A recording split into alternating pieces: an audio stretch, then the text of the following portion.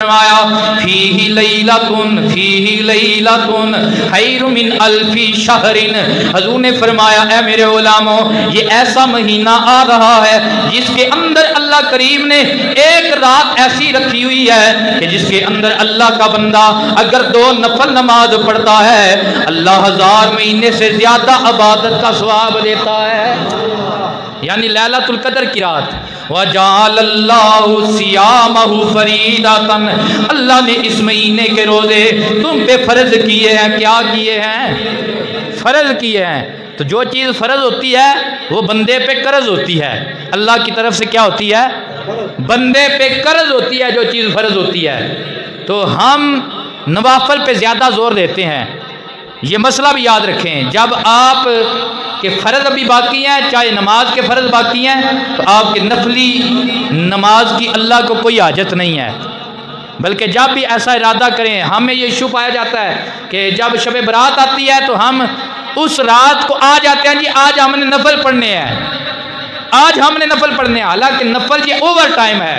Over time वो लगाता है जिसने पूरा दिन दिहाड़ी मजदूरी की हो, फिर वो ओवर टाइम लगाता है। तो ये बात मसला याद रखें कि अगर ऐसी रात मिल जाए जब आपका दिल चाहे इबादत करने को, तो नफल की बजाय अपनी पिछली नमाजों की कज़ा किया करें।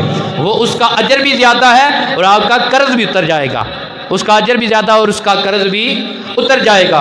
तो जअलल्लाहु सियामहु फरीदतन, अल्लाह ने इस महीने के रोजे तुम के ऊपर फर्ज किए हैं। व जअलल्लाहु क़ियाम लैलिही ततव्वुआ, और अल्लाह करीम ने इस रमज़ान मुबारक के रात के क़याम को तुम्हारे लिए नफल बनाया है, फ़ायदामंद बनाया है। ये कौन सा क़याम है? ये नमाज तरावी का क़याम है।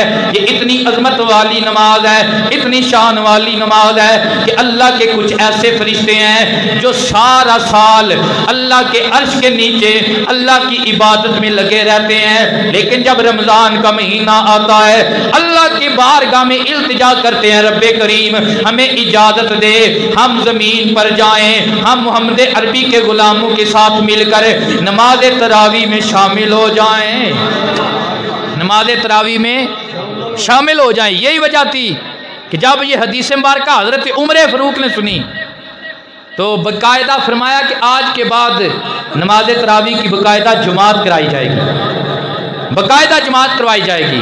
तो ये हुजूर का फरमान है, अलैकुम सुन्नती व सुन्नतु खुलफाए राशिदीन अल महदीयीन, तुम पर मेरी सुन्नत और मेरे खुलफाए राशिदीन की सुन्नत लाजम है। तुम पर मेरी सुन्नत और मेरे खुलफा की सुन्नत लाजम है। तो हज़रत उमर पाक के ज़माना में नमाज तरावी बाकायदा बाजमात हुई। सरकार ने नमाज तरावी पढ़ाई, एक मरतबा पढ़ाई। उसके बाद सरकार कायनात इशा के बाद मस्जिद नबवी में रमज़ान के दिनों तशरीफ़ ना लाए। वजह क्या थी? क्योंकि अल्लाह के नबी की हर अदा रब को पसंद है। रब को क्या है? पसंद है।